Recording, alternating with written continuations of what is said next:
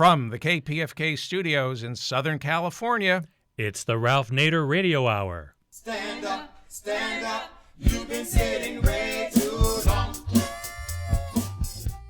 Welcome to the Ralph Nader Radio Hour. My name is Steve Scrovan, along with the man of the hour, Ralph Nader. Hello, Ralph. Hello, Steve. Very exciting show today, but before I put those topics on the table, we have a couple announcements. First, Ralph, you have an event coming up in May you want to talk about. It's called Breaking Through Power. Tell us what that's all about. It's 4 full days at historic Constitution Hall in Washington, D.C., and I must say it's the greatest aggregation of accomplished citizen advocacy groups on more major reforms and redirections in our society ever brought together in American history. Wow. So we'll do more of a build-up to that on the show as the dates approach. Yes, and the website to get more details on all the groups, some of them you belong to, all the wonderful people who are going to be there in those 4 days, covering so many areas, and no single issue gathering here. We're calling it a civic marathon for serious people. We want people in that audience who do not have justice fatigue and who do not suffer from short attention spans, who are serious about change in the country. And the website to go to is breakingthroughpower.org. That's breakingthroughpower.org. And next week, we're going to spend the whole show going through the exciting events. These are not just talk fests, they're action fests as well. Oh, very good. Look forward to that. And I have some very good affiliate news. Pacifica Station, KPFA, out of the Bay Area, has just picked up the Ralph Nader Radio Hour. If this were a morning zoo show, I'd hit a cymbal and we'd have air horns going off, because KPFA was America's original listener-supported radio station, so we're very excited about that.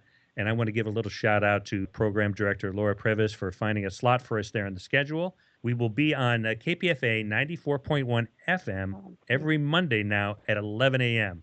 Welcome aboard Northern California. And I know you have a lot of friends and family in that area, Ralph. I do, and now I don't have to answer the question, when can I hear your program on KPFA?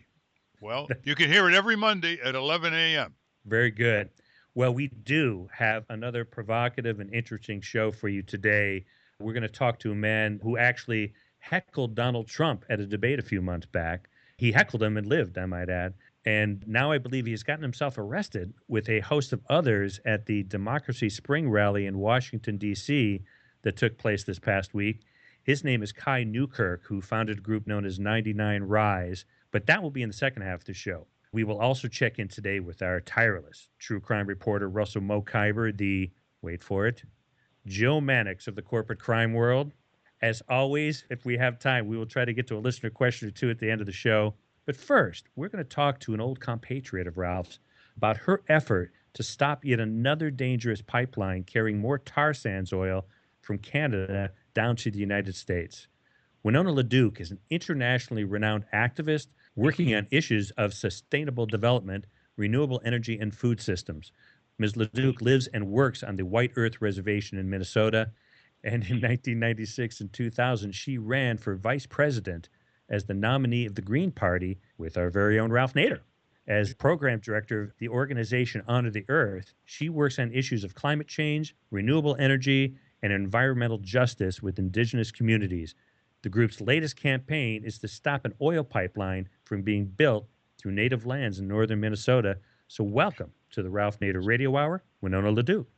Well, hi there. Good morning, guys. Yeah, tell us where you're at in northern Minnesota.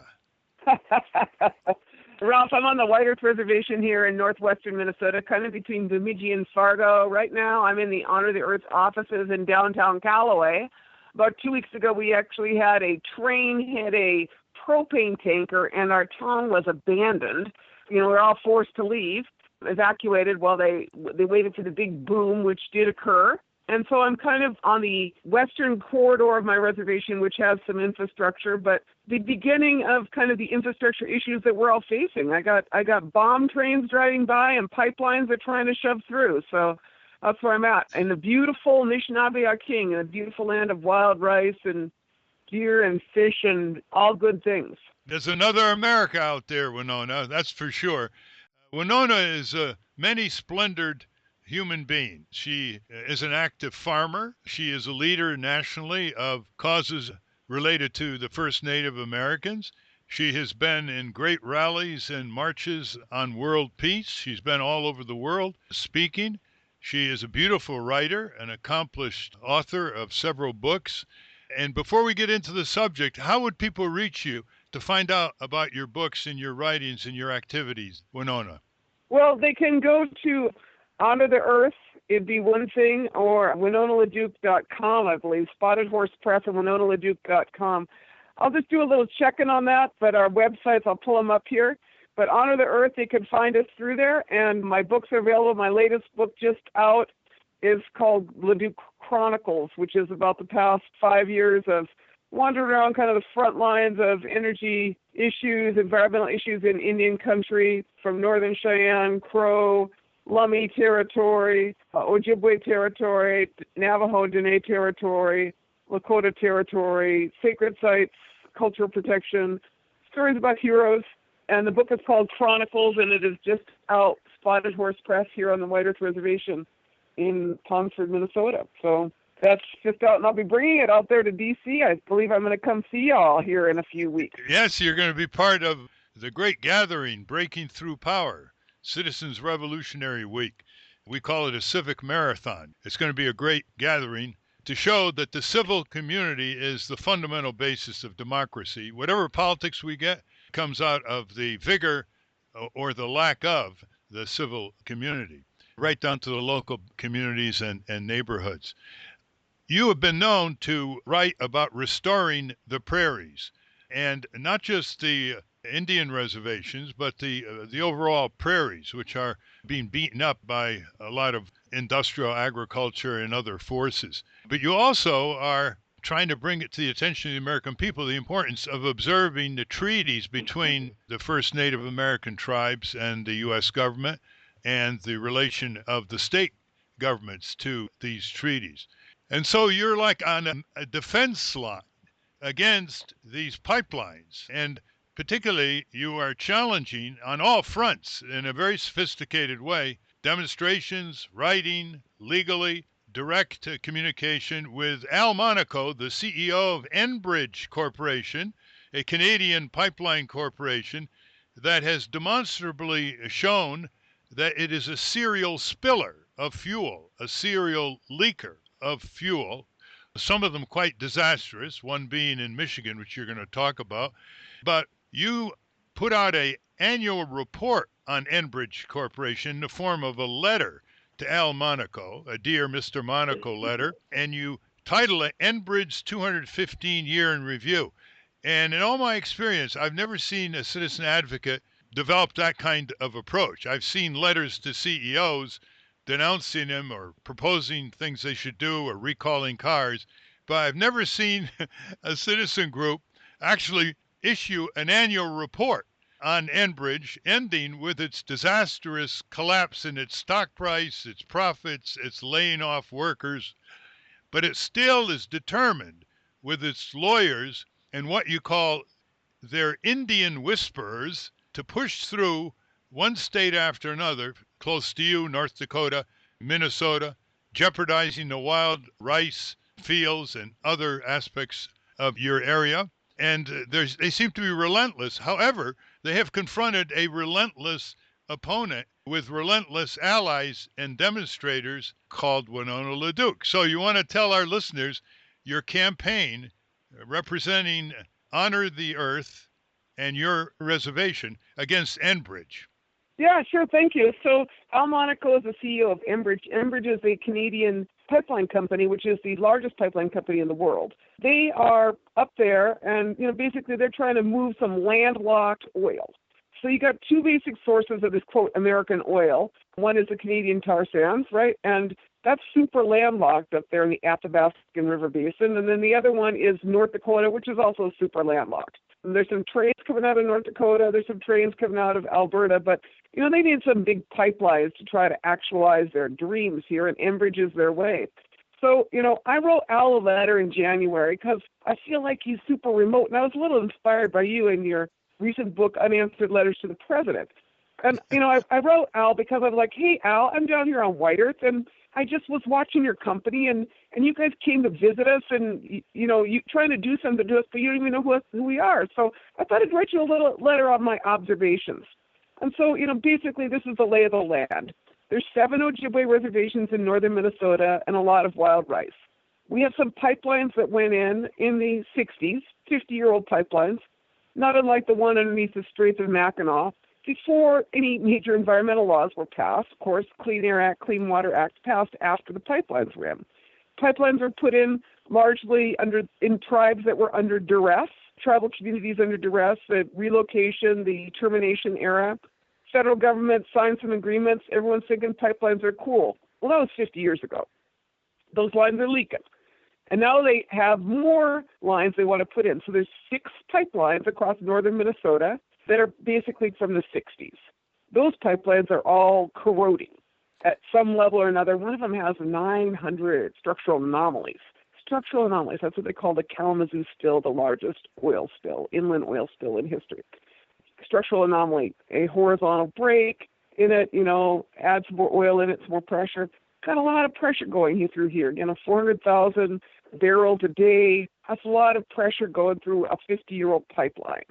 So now they announced some new ones. Alberta Clipper, 2010, they kind of get that one through. That's a Canadian tar sands pipeline. They announced that they want to do this new one called the Sandpiper out of North Dakota because that's some landlocked oil. And then they announced that, oh, that's right, nobody wants the old route because those 3 tribes, Red Lake, Leech Lake, and Fond du Lac, that already have the 50-year-old line said, we ain't doing that again. Well, they said it in more proper English. They said, no, that will not be permissible. We will not sign an agreement. So they try to bust a new route through the north, which now impacts the rest of the tribes. Going through the proposals, basically going through the watershed of the single largest wild rice producing lake in the United States. Big Rice Lake on our reservation with first one pipeline of 640,000 barrels per day of fracked oil from North Dakota. And then a second one announced, one of the old lines they want to start putting through, which then would be 750,000 barrels per day. You're talking 1.4 million barrels a day of oil going through the most pristine lakes of northern Minnesota and brand new territory. And we said, no, that's not going to work out for us, Enbridge. Let me interrupt here just for me to give some background. I was involved in getting the gas pipeline bill through Congress in the late 60s. And what the industry did was they turned it into a no-law law. That is, they wrote the standards for the safety of these pipelines, which, as you indicated, are under tremendous pressure. That is, when they break, there's a huge explosion. It's like a thunderbolt. And the pictures show it. We'll get to Enbridge spills in a minute. And then they were exposed in a lot of other ways. There are people fighting pipelines all over the country, as you know, Winona, going through New York State, going through New England. People are marching, are litigating. Before you get into the unbelievably bad safety record of Enbridge, the Kalamazoo spill and others, what if someone in our listening audience is saying, okay, Winona, you want to stop these pipelines. How are they going to get the fuel to the consumers and to the businesses in the Midwest and the East? Well, first of all, these pipelines don't serve us. They're headed to Superior and then headed further east to refineries or, one of the new intentions, we believe, is to just get them to Superior because that's the largest inland port in the United States. And so, this oil is not serving us that we're talking about in these Enbridge lines. We have in Minnesota a drop in the oil consumption in the state itself. But more than that, let's just look at the big picture. We have a couple of things. We are retooling the infrastructure of the United States because we don't want to buy oil from Venezuela anymore. So we are basically taking oil from places that doesn't want to give up oil, like fracking it. When you crack the bedrock of Mother Earth and put 600 chemicals down there, you got extreme extraction. Tar sands is extreme extraction. And so, you're trying to create a whole new system when the fact is that it's time to move past the fossil fuel era. And we all know that. And so what I want is what everybody else basically wants. One, I want infrastructure that works in this country. Infrastructure that is not for oil companies, but is for people. because we're putting in new pipeline proposals that'll serve oil companies and leave the liability, just as you said, with individual landowners, with tribal people, with counties and states, because the pipeline regulations are no good in this country. There's no clear liability on this transportation of oil. Second thing is that what we want is a transition away from these fossil fuels. And, people say you still drive a car. Yeah, I still drive a car, but what I'd really like to do is be moving to an electric car. And I'd also like to be moving towards a transition away from moving everything around so much, relocalizing our economy far more than it is localized so that we aren't using so much gas. The energy in this country, we're wasting 57% of the energy between point of origin and point of consumption. And that fact means is that why would you want to keep boosting up that system when it's so inefficient? Let's get efficient. Let's get local. It's just like you're in your kitchen, let's say, listeners, and you've got the water faucet on, and it's leaking through the sink continually. And so instead of blocking the leak, which is what energy efficiency is, you go out in the backyard and try to dig more water wells for the water. So energy efficiency can replace tons of these pipelines and other assorted fossil fuel productions and conveyances. The other answer, I think, to my question is Detroit, right? I mean, it's the auto industry. If the auto industry had 50, 60, 70 miles per gallon, you wouldn't need these pipelines. And that's what it is. But just describe, Winona, the spilling history of Enbridge Corporation and what it's going to do to your area in Minnesota. Okay, and just one more point on the efficiency. So Mara Prentice, physics professor at Harvard, excellent Harvard Magazine article last year. Article says why we're going to move from a fossil fuel economy is pretty simple. We're moving from a fossil fuel economy because a combustion engine is 16% efficient, and a electric engine for a vehicle is 65% efficient. So why would you put 6 gallons of gas in your vehicle and only 1 gallon moves your car, when you could, in fact, be driving an electric vehicle, which you could power off of solar? So the whole point is time to move on. No new energy infrastructure for these guys. These guys are all going to just, make a big mess. So let's talk about that mess. I sent Al Monaco a letter. Was he going to ask me something about that? Yeah, I was going to say, we're going to move, we hope, beyond even mentioning miles per gallon, because there won't be any gallon.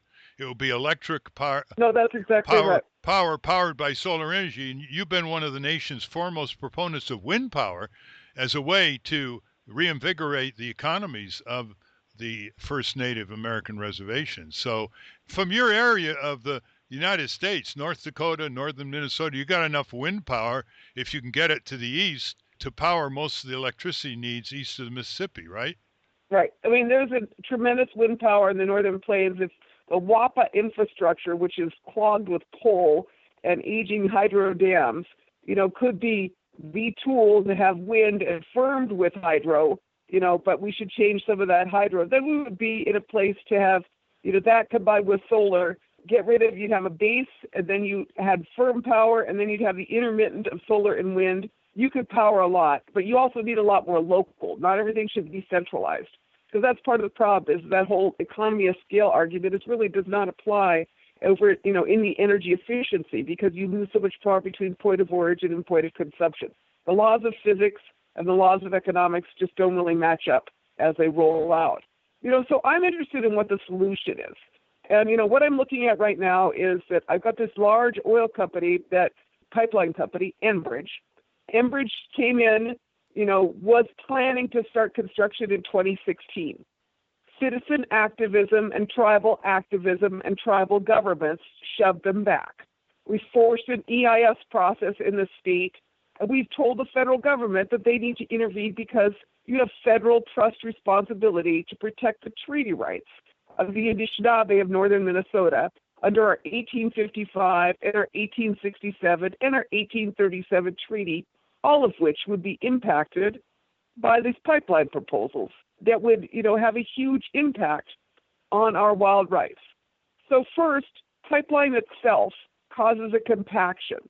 Pipeline itself, the present pipelines we're seeing, disturbs the whole movement of water in the surficial aquifer system and in the surface water. pipelines cause, different plants to come in and disrupt wild rice beds. That's just a pipeline itself. It's like putting, it's like a giant bunch of things that you put down. Huge amount of weight and compaction destroys what is, a naturally occurring system, aquatic system. Wild rice is a plant that grows in these aquatic systems, as do a lot of our medicinal plants. And the second thing is the threat itself. The fact is that Enbridge has a really bad record. They have 800 spills in the past decade. Some of those spills are small, but a lot of those spills are kind of big, and in fact, the, single largest oil spill in U.S. history inland was an Enbridge spill. That was the Kalamazoo spill. And the Kalamazoo spill was caused by the same line that they are now presently looking to abandon up here in northern Minnesota. They have these pipelines that they put in the 60s, and rather than clean them up, what they want to do is they want to abandon them in place and leave American citizens, tribal people, counties and the state of Minnesota, the federal government, to take care of a 50-year-old pipeline that they want to just abandon. They don't want to clean up their old mess. They want to make a new mess and leave us with their old mess. And that regulation is totally not apparent. There is no clear regulation for pipeline abandonment in the United States, let alone in the state of Minnesota. So we're facing a whole bunch of new lines plus abandonment. It's a giant mess, Ralph. Yeah, excuse me, Winona. Also, listeners should know this is a Canadian company that, along with U.S. pipeline companies, has the power of eminent domain to go right through your land, assuming they compensate you for it, just as if a government could. And the question is, are there hearings? Are there public hearings? Is the Public Utility Commission of Minnesota listening? Is it a political ramrod through the state? Are they offering landowners a decent amount of money to begin with? Or are they wanting to ram the pipeline through the land on the cheap? Can you describe what the emissaries of Enbridge? Yeah. And what do you mean by Indian whisperer? Well, okay, so Enbridge came down. And in Canada, what they did is that these pipelines start up in Canada, or, some of them start up in Canada. And in Canada, you have tribal communities, bands, they're called First Nations, that live in these remote areas that may have 300 people in a village. And a lot of them are diesel powered, and they have no infrastructure. And they are asking, the pipelines went through there, or they're trying to put in a new line, but a lot of times they're adding, they're trying to put in, more pipe in the same right of way or expand it. So Enbridge went into these communities and said, you're going to get 15 million this week, and next week it's going to be 10. And this community is sitting there with no electricity, intermittent electricity that is provided by diesel engines, and, no infrastructure. And so it's pretty much that starve or sell option that was forced down the throat of a lot of those tribes in Canada. Enbridge came down here, and I told them point blank, I said, that's not going to work here. We're not small villages powered by diesel in the northern bush that you fly into. We're big tribes. We got 50,000 tribal members in Minnesota, and we have big reservations. 837,000 acres is my reservation. We're not small. You're not going to get that. So they hire these guys, and we have a little video called Enbridge's Indian Whisperer. They had to hire these guys. They call them tribal relations specialists. They hire one, and then they hire another. They both had their contracts terminated. They got nowhere with the tribes. Enbridge came in and said, we're going to do this. We said, no, you can't do that, and we don't like it. So the state of Minnesota, kind of blindsided. We could say they weren't prepared for Enbridge. We could say that, but we could also say that there's a lot of political interest in there trying to take some money from Enbridge. They started a process at the Public Utilities Commission that was pretty much a shove it through. Holding hearings quickly, you have to look it up in the notice, not really in the paper, or maybe in the paper, small print, set of hearings, January 3rd through 15th, icy roads, middle of winter, you're allowed to come say your piece, but you got to get in line. That's not really a public process. That's what they did, but they were forced in court to do a full EIS. The Minnesota Public Utilities Commission last year, over the regulatory interventions of tribal governments and the interventions of citizens, approved a certificate of need for these pipelines. A local citizens group called Friends of the Headwater sued the Minnesota Public Utilities Commission in court and the court upheld that they had to do a full EIS, environmental impact statement, that before they could start issuing permits to a Canadian corporation and giving them the right to eminent domain, they had to do a full environmental impact statement. The Public Utilities Commission appeals the court decision on doing an environmental impact statement, and the courts, up to the Minnesota Supreme Court, the Minnesota Supreme Court says, no, indeed, you do have to do that. And so now, forced by court order, the state of Minnesota is doing an environmental impact statement. The state of Minnesota Public Utilities Commission said it did not actually have to talk to the tribes, that they weren't subject to state authority, which directed all state agencies to talk to tribes directly. They said they didn't have to do that. We believe that now they are saying that they have to do that, but they are, basically very, very limited. Sending us a notice of when they intend to hold a hearing still is nowhere near the process that is needed. So, we expect that this will take another 3 to 4 years. In the meantime, we are expecting a full environmental impact statement, which includes things like, 1, the climate damages. If you put in, 55 million metric tons of carbon annually into the environment with one pipeline, the second pipeline, 125 million tons of carbon annually into the environment, someone's got to pay for that. We believe that Enbridge should be responsible for the carbon impact of their pipeline. We believe that they should be responsible for the human impact of shoving a mega project down the throat of tribal people. Because the fact is that studies and practice indicate that you shove a project, whether it is a big dam project, a military project, a mine, or a pipeline, into a tribal community and violate their rights, violate their dignity, and negate their ability to support themselves because of the fear of the pollution or the pollution itself, it causes a high rate of suicide. It causes a high rate of social trauma. It causes a high rate of, substance abuse. And we already have that, so we don't need Enbridge's help to kill our people. We need Enbridge to back out, and what we need is justice and not pollution. Winona, so that's why I'm in this. you have allies outside the reservation, don't you? Oh, we do. There's all kinds of non-Indians are very upset about this. Local citizen groups are upset about this. Unfortunately, I have to say that state representatives and county commissioners do not yet see the light, except for those who are being sued by Enbridge already. Some of them are still believing in the state legislature that we're going to get some sweet deal out of this. Yeah.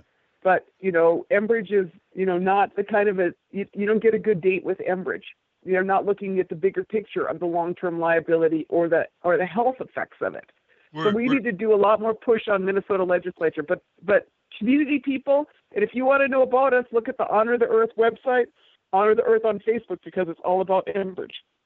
Well, Steve, you now know why I wanted Winona LaDuke to be my vice president's running mate. What a champion you are, Winona. In the remaining minutes, I want you to give an overview. What's the state of tribal nations and their reservations around the country? How would you characterize their economy, the cultural problems that they've been having over the years, unemployment, gambling? Could you give a brief overview? Because I know you've been to a lot of these areas over the years, and no one knows more about the big picture of First Native Americans in this country.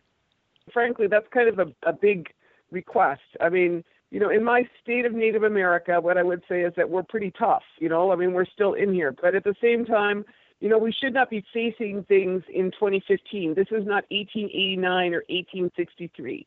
So, when you have sacred places that you pray, like, in Apache territory, Oak Flats, Senator McCain should not give away your sacred sites to mining companies for copper mines that are so inefficient.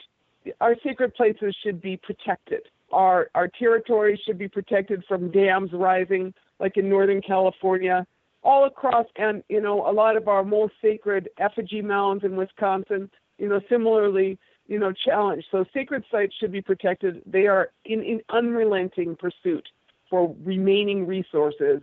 That which we hold most sacred still remains under assault. Our tribal people A lot of the statistics that were historic have changed. Casinos have brought wealth to some of our communities, and I'm not a big fan of a casino economy, but the federal government has basically said to tribes, we're not going to support your right to, restore your land base. We're not going to support your water rights, but we're going to give you a casino, and you can have that. And so, some tribes have done quite well with that, and it has stabilized some tribal economies. I am not someone who is interested in full-time employment for my tribal members. I'm interested in quality of life and our right to be Anishinaabe. That does not involve a 9-to-5 job.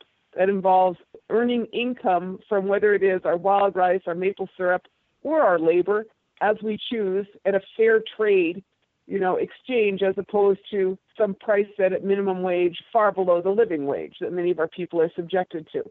Language restoration efforts are, across Indian country underway. At the same time, we have, epidemics that we face at a higher rate than many others, for instance, of meth and heroin and opiates.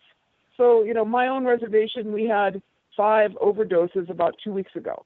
Everybody lived, but, the week before, not everybody lived. Heroin overdoses. So, I'm in a community that things have not trickled down to, that things are still stolen from, that people are trying to continue our way of life. Our rice, our wild rice is an essential part of that. Canadian Corporation is trying to destroy our rice as a part of their profit motive. And I'm also, in a community that, intends to be here long after Enbridge. My state of the nations, I don't know how to give that. That is, but, given a little bit more thought, I've seen some pretty amazing victories in the past, few years in fighting up some bad guys. Great work in language restoration, food system restoration. The heroin epidemic is not helping us, and the extreme extraction. But I've seen a lot of these companies go bankrupt. Peabody Coal just went bankrupt. The biggest coal company, the biggest coal company in the United States just went bankrupt. Right. These companies go bankrupt that we are facing. Companies that we are facing go bankrupt.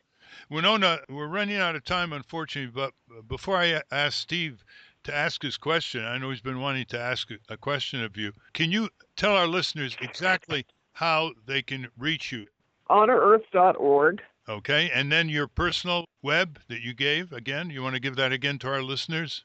WinonaLaDuke.com, www.winonaladuke.com. And Winona is spelled? WinonaLaDuke. And HonorEarth.org is your organizational website. Have you ever been on for your causes on NPR, PBS, any of the shows, public radio, public broadcasting? With allies like you, and Minnesota Public Radio is taking an interest in a lot of the, the issues that we are working on here. Good. Yeah, but nowhere near the kind of media that we need, because we are working hard, and we have our own radio station here up on the reservation too. Good heavens, you can carry the program, the Ralph Nader Radio Hour. I think we will have to carry the program.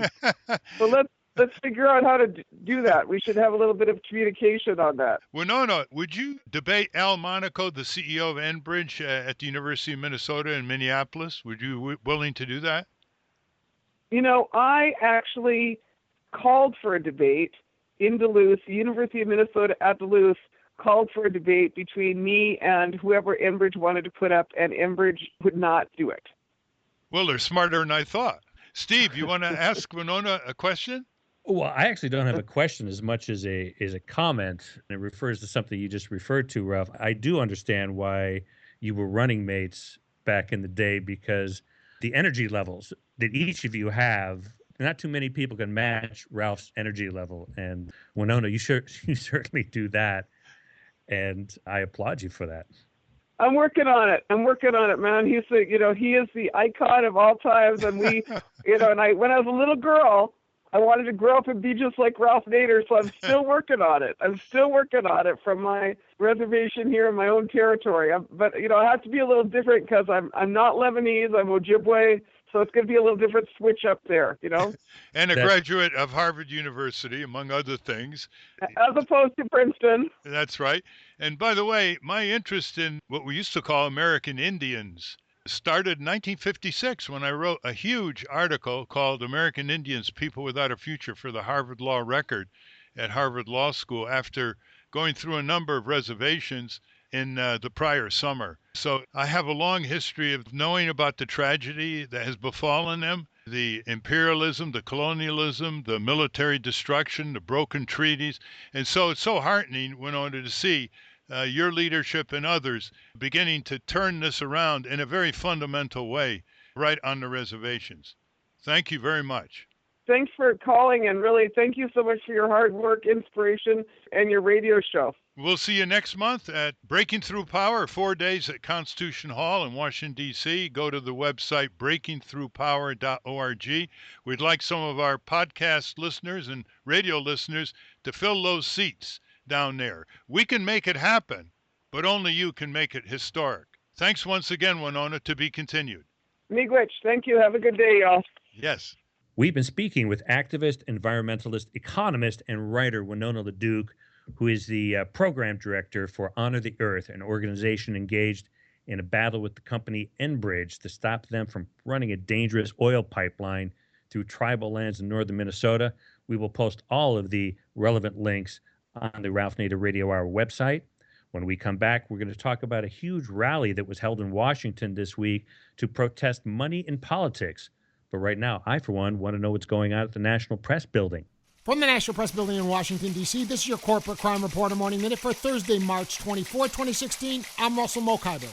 Every year, thousands of workers across the United States are killed on the job. 4,679 in 2014 alone. Thousands more are seriously injured. Many of these deaths and injuries are entirely preventable when employers put in place basic safety measures. Some even result from company policies and practices that encourage and reward behavior that creates unacceptably risky conditions. Ignoring workplace safety requirements is against the law.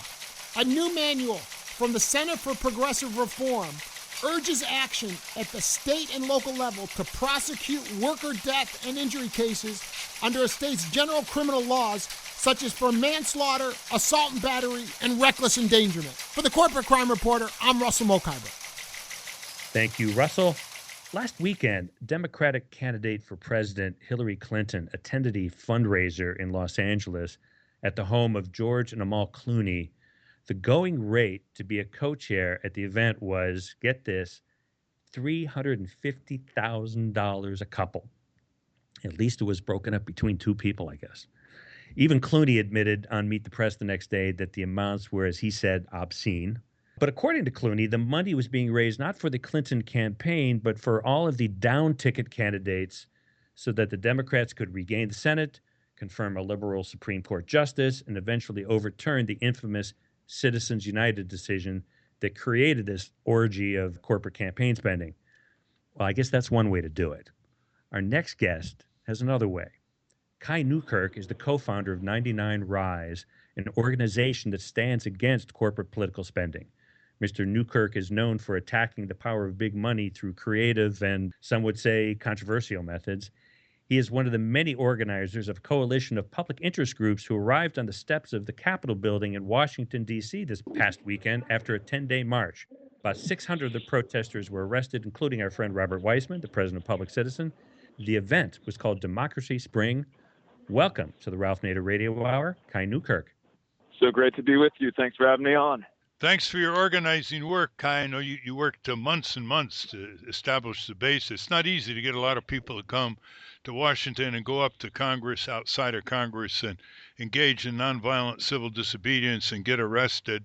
It's a very, very hard thing to do, and you pulled it off. Can you describe, A, how you got interested in this? You're a young man. How'd you get interested in this? And what finally got you to a level of such intensity in terms of organizing? And then describe last week what happened outside of Congress. Sure. Well, I'm not too young anymore. I'm 35. But, I've been a community organizer in different movements for the better part of 16 years, from the global justice movement after the Seattle WTO protests to anti-war, and the labor movement and the immigrant rights movement and other fights. And one of the things, the lessons, of that time for me has been that we are profoundly blocked from making progress on so many of the urgent struggles that we face as a people, as a nation, by the effective corporate and billionaire control or dominating influence within our government because of the way that our elections are funded and because of their ability to prevent people from voting who are going to challenge those interests. And so for me, there's a recognition of the profound urgency that we have to win on this fight if we're going to be able to deal with the serious crises that we face as a country, whether it's catastrophic climate change, mass incarceration, historic economic inequality, and we need mass nonviolent movements to do so. So I left my job with the city councilman in LA a few years ago, went on unemployment, and helped to form organization 99 Rise to carry forward the vision of doing escalating nonviolent action to address this political inequality and open up the space to win real reform through a democracy that works for all. And the Democracy Spring campaign is the fulfillment of that vision on a whole new scale. It was actually much more than 600 people that were arrested, over 1,300 actually, at the Capitol over 8 days from Monday, April 11th through this past Monday, the 18th, the largest civil disobedience action in our country of this century. And I think it sends a tremendous statement of the growth of this movement and that the American people are not going to accept the status quo any longer. You're right, we started with a march, and not just any march, from Philadelphia at the Liberty Bell, symbolic of our aspirations to democracy as a country. We started there on April 2nd. Over 120 people, Ralph, from at least 33 different states began and walked the entire distance. Many more joined us over that time. The weather was surprisingly difficult, cold, wind, rain, even hail on one day, a lot of blisters. Some folks said it was one of the most difficult things they've done in their lives to walk the entire distance. But so many people feel so committed to this fight. It was incredible, the community that came together. And when we arrived at the Capitol, 1,000 strong, over 400 sat in on that first day. It was incredible rainbow. The energy was incredible. Claiming the People's House, holding the space at the steps and saying, we're not leaving until Congress takes action to end the corruption of big money in politics and ensure free and fair elections for all. And then day after day, we came back and I think have drawn a line in the sand saying that candidates for office have to choose the side of the people in democracy or that of big money and corruption. And those who defend the status quo, the corrupt status quo, will face a growing political price at every turn. We're going to take this movement across the country. Kai, how many of you went actually inside the Senate and House office buildings to meet with Senate and House staff or members of Congress? I don't know how many. There were people who did that every day. We didn't have a special focus on it. There was a group that went in and sat in the rotunda and used zip ties to secure themselves to the scaffolding in there, so it took longer for them to be arrested. Most of the action was outside. Most of it was focused on reaching the public, mobilizing the public through the media, which is how we're ultimately going to shift and move Congress to elect a new Congress and to force those who currently sit in it and will after this next election to respond to the will of the people, because we represent the vast majority of it. But there were people who went in and talked to them every day. And how would you characterize the media coverage? First, the radio and TV, and second, the Washington Post, New York Times, AP. What kind of media coverage you get? This has never happened before. There's never been that many, even in the civil rights movement, in the days of protests against the Vietnam War, there never were that many people up at Congress in nonviolent disobedience and getting arrested. So what kind of coverage you get on a very important issue, money in politics, corruption of money, the control of our 535 members of Congress, or at least a majority of them, by big money. What kind of coverage? Well, I would say that it was overall a tremendous success. I think we focused national attention on this crisis, on big money in politics and attacks on the right to vote and the growing movement that's going to overcome that.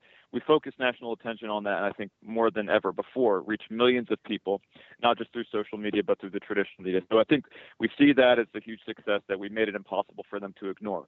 But there's no doubt also that much of the corporate and mainstream media that's complicit in the corrupt status quo, because a lot of the money that gets spent in politics gets spent on ads on those stations and those outlets, they did not pay nearly as much attention as they should have. The big networks, CNN, Fox, MSNBC, did not give us nearly as much coverage on TV as something this unprecedented warranted. We did break through, we did get coverage on them, and overall it was tremendous, I think. But there's no doubt about that. And the Washington Post and New York Times, especially Washington Post, here we were in D.C., was pathetic. It was outrageous.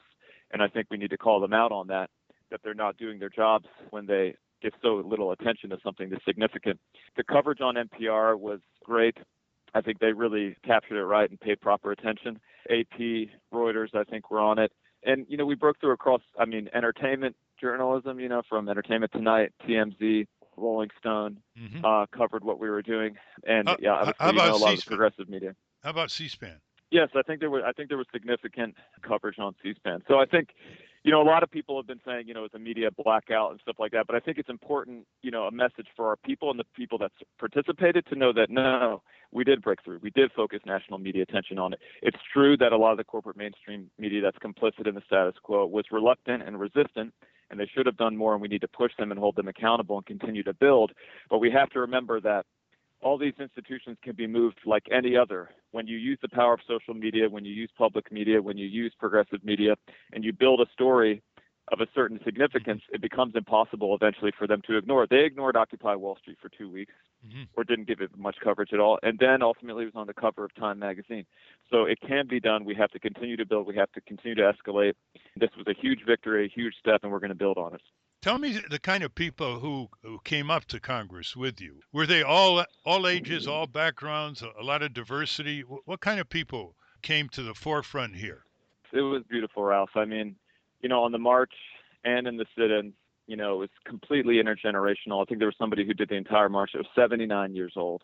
There was a 15 or 16-year-old young woman, Tessa, who sat in wrist to wrist with her mom at the Capitol. So, all ages were represented, people of all walks of life, veterans, faith leaders, teachers, students, nurses, doctors, artists, it represented the gamut, and I think, also significant racial and ethnic diversity, which I think was a big step forward, especially the movement around money in politics has tended to be very white, very middle class, and very old. And I think this was a real break from that, in part because we committed from the start that it was a fight around voting rights, challenging voter suppression as part of the political equality fight, not just money in politics, and also because of intentional organizing and efforts. And we still, need to do better in that. But it was a huge step forward. I think a lot of the people that stepped up as volunteers, as leaders, as participants represented the rainbow of American society.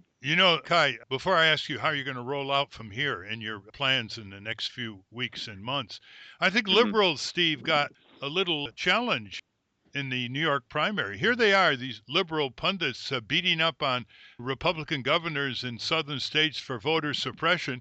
And suddenly they discover right in their backyard, the blue state of New York has incredible restrictions on voting. 27% of the people, independent voters in New York, couldn't vote in the Democratic or Republican primary. 140,000 voters were deregistered in Brooklyn alone because they hadn't voted in recent elections. And so they went to the precinct and they couldn't vote. And there are all kinds of restrictions pointed out by Ari Berman of the Nation magazine. So that's what you're talking about, Kai. This is not just a Southern phenomena. This is not just a racial discrimination or low income.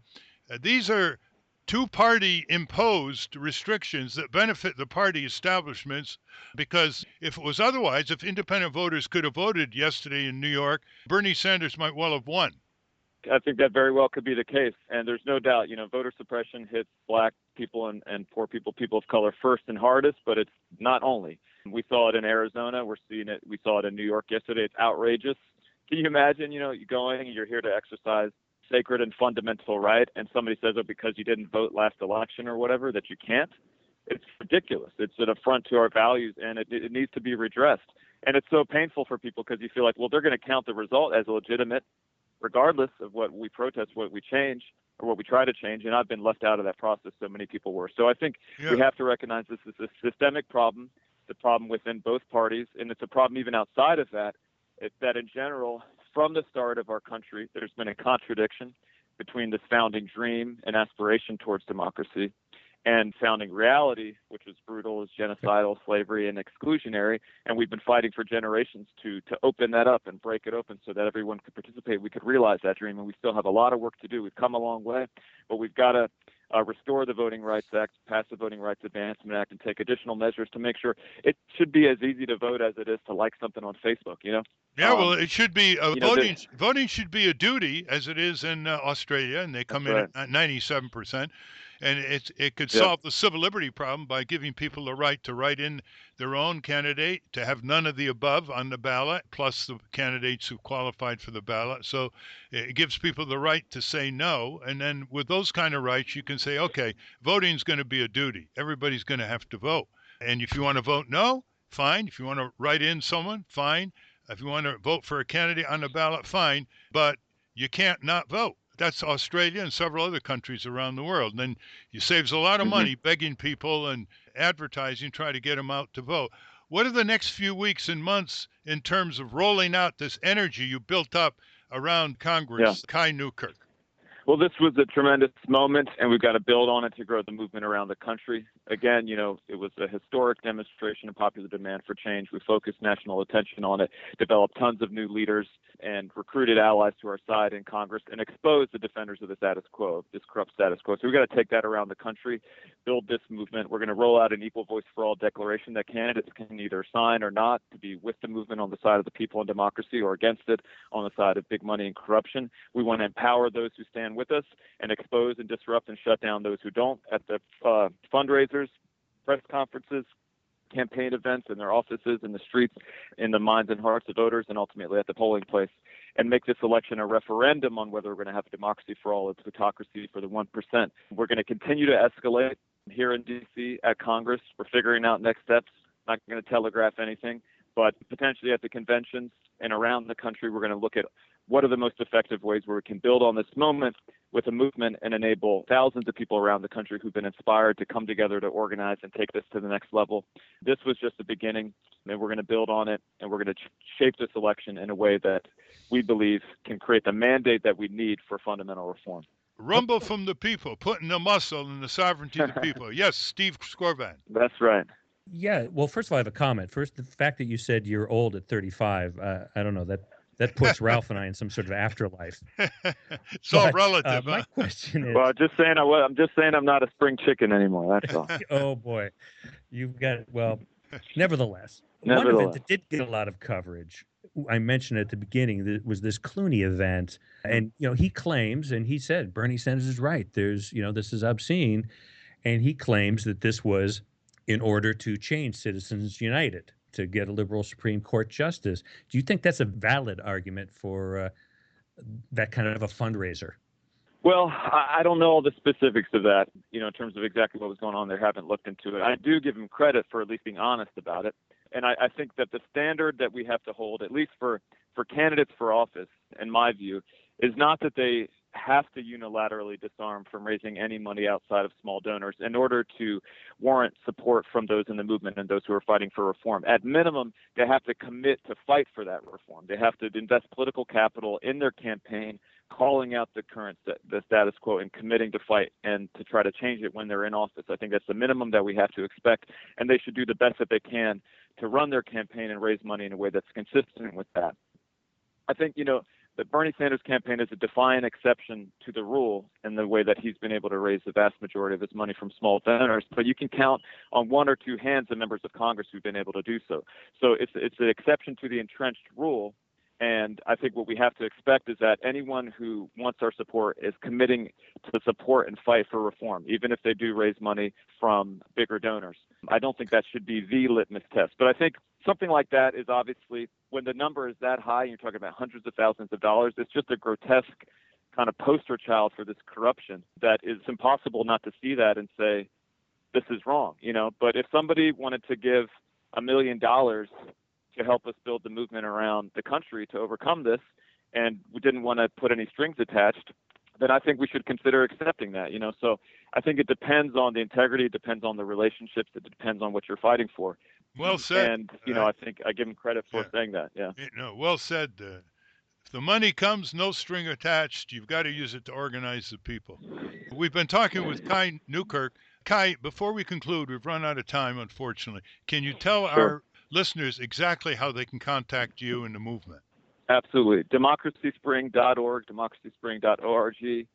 Go there, sign up. This was just the beginning. We're going to build across the country, all 50 states. Also on Facebook and Twitter, go there. You're going to get, stay very plugged in, be in touch with what we're doing. If you agree with us that we need a one-person, one-vote democracy, political equality, that you want an equal voice in government, it's not going to happen without a movement. It's not going to happen without your participation. It's exciting. It's much more fun to get off the sidelines of history and get into the game. We just made history. We're going to do it again. Join the movement. Take an example from the years of service from Mr. Ralph Nader and be part of this. Go to democracyspring.org. We've been talking with Kai Newkirk, who was one of the lead organizers of a spectacular historic demonstration in Congress, outside of Congress, non-violent disobedience, and many were arrested. And that's the hardcore that's going to spread throughout the whole country. Watch out, oligarchy, plutocracy. The people are coming, and they're fortified by the preamble of the Constitution, which is we the people, not we the corporations. Thank you very much, Kai Newkirk. Thank you so much, Ralph.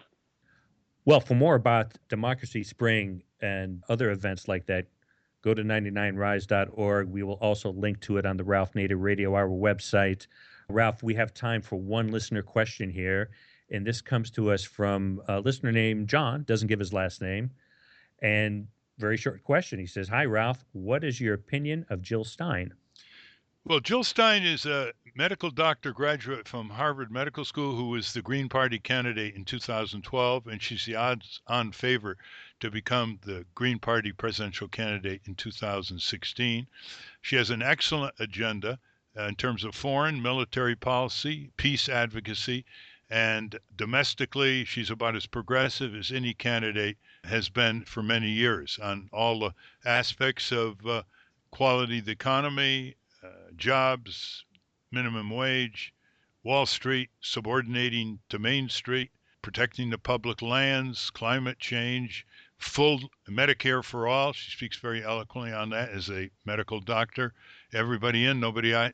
Free choice of doctor and hospital. So she'll be on the ballot in over 40 states. The Green Party will qualify to be on all the ballots in over 40 states. So if you want a choice, given who may get the nominations for the Democrat-Republican Party, you'll have the Green Party.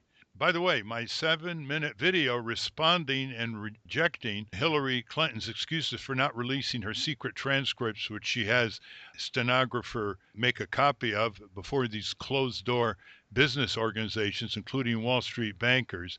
You can go to the Ralph Nader Radio Hour page and you'll see that 7-minute video. It's important that she be required to tell the American people what she told these business conventions behind closed doors in secret to see whether she is saying one thing to the business lobbyists and another thing sweet-talking the people on the campaign trail. Well, thank you for that question, John. Keep all these questions coming on Ralph's Facebook page or on the Ralph Nader Radio website. Thanks again to our guests for joining us today, Winona LaDuke of Honor the Earth and Kai Newkirk of 99 Rise. I also want to once again welcome our new listeners in the Bay Area on KPFA 94.1 FM. Welcome to our growing family of affiliates. David Feldman will be back with us next week as we continue to fight the good fight on the Ralph Nader Radio Hour. Talk to you then, Ralph. Thank you very much, Steve and Jimmy. We'll look forward to David coming back, and go to breakingthroughpower.org for the biggest aggregation of civic advocacy groups in American history in Constitution Hall, May 23, 24, 25, and 26.